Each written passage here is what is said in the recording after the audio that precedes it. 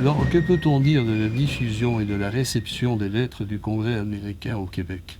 Revenons à la première de ces lettres. Elle était tirée à 2000 exemplaires, c'était un tirage très conséquent pour l'époque. La première lettre du Congrès américain est aussitôt diffusée de bouche à oreille. C'est très important en ville comme à la campagne.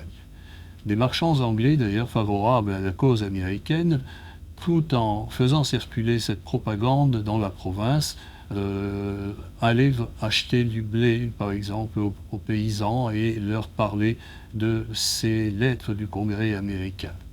On compte aussi des copies manuscrites de ces lettres. Donc l'argument de l'illettrisme de la population ne tient pas, puisque la lecture à haute voix fait son œuvre dans les milieux populaires et surtout en zone rurale. Pour s'en convaincre, il suffit d'examiner les témoignages indignés du haut clergé catholique et des notables canadiens, qui sont très révélateurs d'ailleurs de l'opinion publique au moment de l'invasion. Alors, voici par exemple le témoignage du notaire Simon Sanguinet à Montréal. Simon Sanguinet a donné son nom à une des rues de Montréal et il figure parmi les notables loyalistes de la cité. Sanguinet déplore amèrement, je cite, que plusieurs marchands anglais parcouraient toutes les campagnes sous prétexte d'acheter du blé des habitants afin de leur lire cette lettre et de les exciter à la rébellion. En moins de 15 jours, cette lettre du Congrès fut distribuée de l'extrémité de la province à l'autre. Cela vint à un point où les honnêtes gens fidèles à leur roi furent obligés de se taire et le crime se montrait la tête levée sans être puni.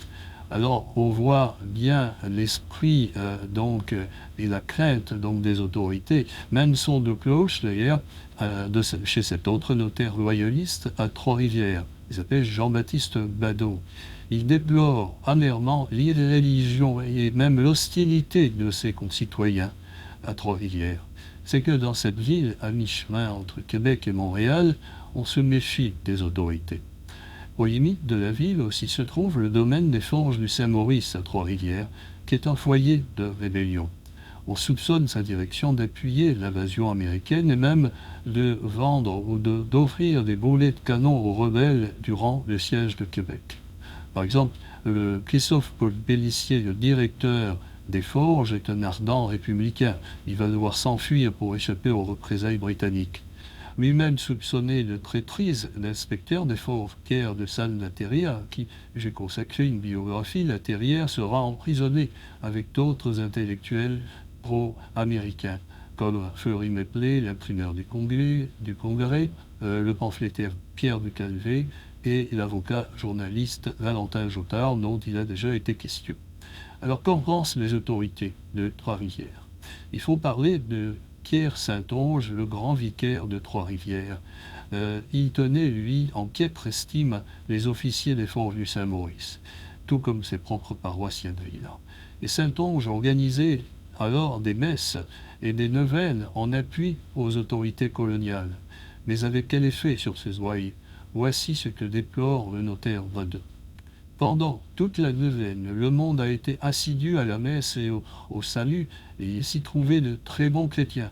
Mais combien y en avait-il d'autres? J'ai, oui, dit en moi-même à plusieurs personnes sortant de l'église qu'elles y allaient, mais que c'était pour prier Dieu que les Bostonnais gagnassent. Voilà le point jusqu'où on a poussé les religions, et puis doit-on être étonné, et si Dieu appesantit sa main sur cette misérable province. Alors, pourtant, le gouverneur Carleton avait bien enjoint l'évêque et monseigneur Olivier Briand, Jean-Olivier Briand, qui était primat de l'Église canadienne, d'intervenir auprès des Canadiens. On les soupçonnait de sympathie, ou tout le moins de neutralité à l'égard des Bostonnais. Leur défenseur de l'autorité britannique qui lui verse une pension, l'évêque Briand, s'était exécuté. Il avait édité 2 mandements lus dans toutes les paroisses en mai et juin 1775. Il faut dire qu'à cette époque, les Bostonnais volaient de victoire en victoire en progressant vers le nord, prise de Ticonderoga, puis de Crown Point, puis aussi du Fort Saint-Jean, près de Montréal, par Benedict Arnold, tout près de Montréal. Montréal suivra bientôt, prise par le général Montgomery à la tête de l'armée continentale américaine. C'est donc dans ce contexte des plus instables, au printemps 75, que Monseigneur Briand s'exprime au sujet de l'invasion américaine. Je le cite. Fermez donc, chers Canadiens, les oreilles, n'écoutez pas les séditieux qui cherchent à vous rendre malheureux et à étouffer dans vos cœurs les sentiments de soumission à vos légitimes supérieurs. Portez-vous avec joie à tout ce qui vous sera commandé de la part d'un gouverneur bienfaisant qui n'a d'autre vue que vos intérêts et votre bonheur. Et il ajoute, il ne s'agit pas de porter la guerre dans les provinces éloignées, on vous demande seulement un coup de main pour repousser l'ennemi. Alors, on a vu l'efficacité toute relative de cette injonction épiscopale sur les paroissiens de Trois-Rivières acquis aux idées rebelles. Mais cette intervention du prélat dans l'espace public provoque aussi une réaction insolente. En témoigne une chanson satirique qui circulait peu après le mandement de Monseigneur Briand. Alors sur l'air d'une chanson qui s'appelait Belle Brune que j'adore, une chanson populaire à l'époque, on critique ouvertement la position du prélat. À sa requête de donner un coup de main pour repousser l'ennemi, la chanson ironise sur le mode d'une marche militaire. Voici cette chanson. Au mandat de sa croisade, armons-nous mes chers amis, Boston n'est qu'une promenade, ces lutins seront punis. Marchons en bons fanatiques, allons nous faire égorger, puisque la foi politique de nos sorts veut décider.